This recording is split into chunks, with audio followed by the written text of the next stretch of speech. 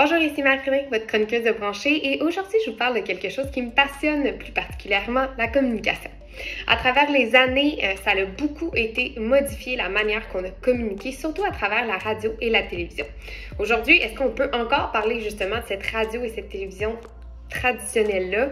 La question se pose, est-ce qu'elle a connu une métamorphose ou c'est une révolution? Puis aujourd'hui, c'est exactement ce qu'on discute ensemble. Restez avec nous pour en savoir plus.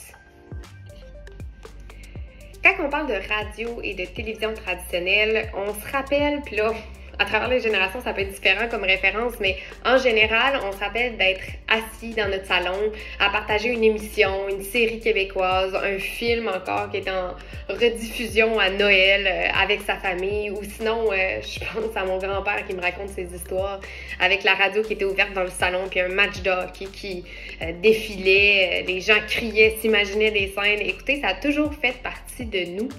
Puis aujourd'hui, où ça change, c'est à cause de l'avènement de la réalité virtuelle, de la réalité augmentée, mais aussi de l'ultra-personnalisation des contenus. Donc, la radio traditionnelle qui était autrefois consommée de façon très passive. Donc, les gens étaient assis, le contenu défilait et n'avaient pas réellement de contrôle sur qu'est-ce qui était présenté. Mais aujourd'hui, qu'est-ce qui se passe et qu'est-ce qui va se passer aussi, c'est une ultra-personnalisation du contenu.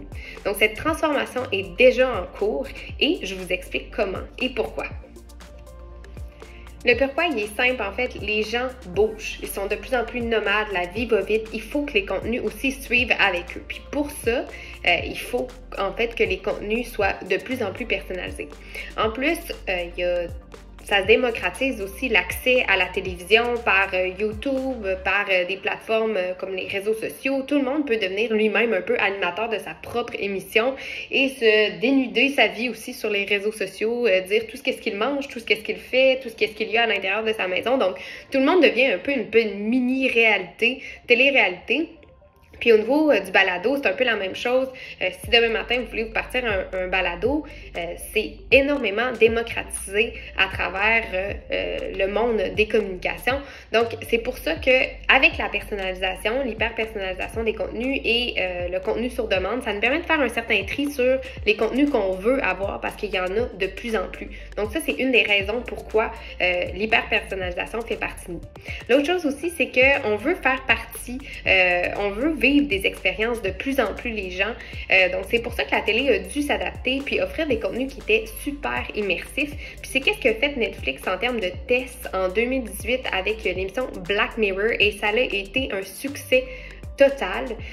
Au niveau des balados, ça a été la même chose, du contenu super immersif avec des suivis criminels et c'est un podcast qui se nomme The Serial et ça a tellement fonctionné, ça a été des millions d'auditeurs sur cette émission-là. Donc, ça prouve réellement qu'on s'en va vers là.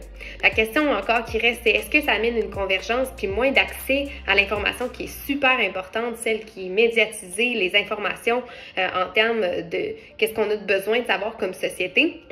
Finalement, non.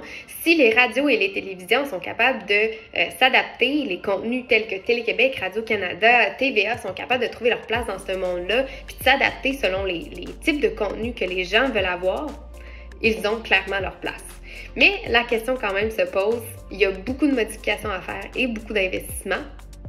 Si vous avez des solutions justement à proposer ou que vous avez une opinion par rapport à ça, n'hésitez pas à le faire en commentaire. On se dit à la prochaine chronique.